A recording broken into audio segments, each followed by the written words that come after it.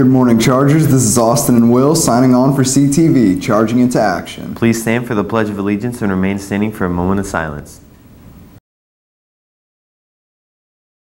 I pledge allegiance to the flag of the United States of America and to the republic for which it stands, one nation, under God, indivisible, with liberty and justice for all.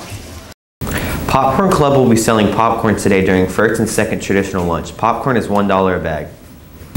A freshman class council meeting will be held on Wednesday the 14th after school in room 433. If you plan to be a part of the club, attendance is mandatory. If you cannot make the meeting, you must let Ms. Wilson know.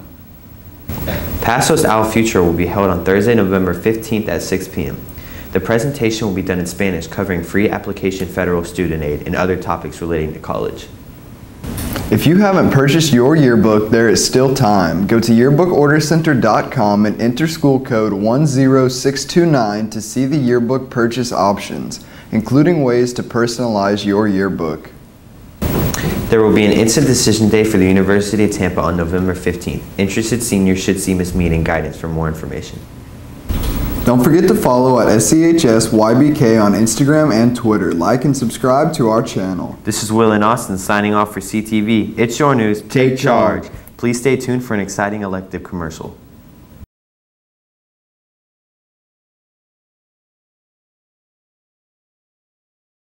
What you'll gain out of my class is some pride, because you will actually produce something here at school that comes from you. It doesn't come out of the textbook.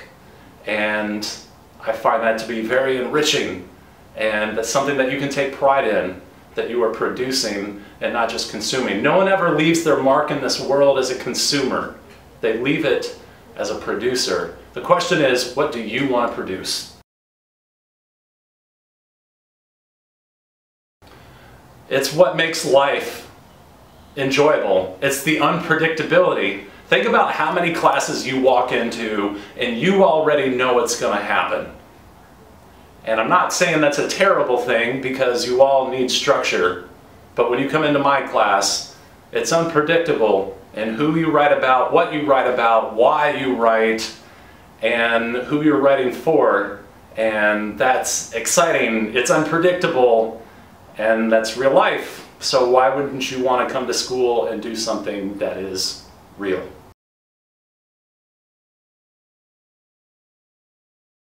So there's one thing I want out of my students when they take a creative writing class, and that is just joy. It doesn't have to be the best work. It doesn't have to be anything that Shakespeare would look at and go, ooh, I want to write like that one day. It's just something to where that you have joy in creating something that wasn't there before. And it's something that came out of you. And so it's a chance for expression, for individuality.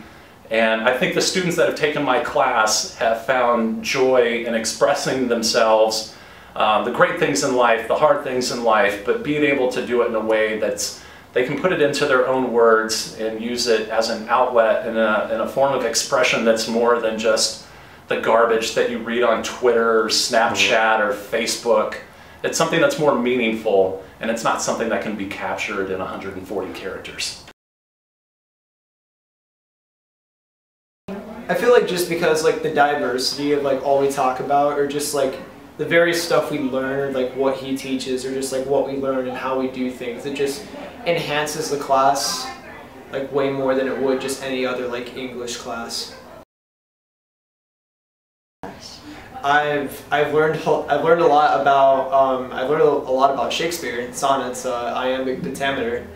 I've learned how to effectively use metaphors, all sorts of fancy writing techniques, and just a lot of, in general knowledge that you wouldn't really learn in other classes. It's just in general a very interesting class. Even if you're not like very into literature, it's still very fun, and it can get you into literature a lot.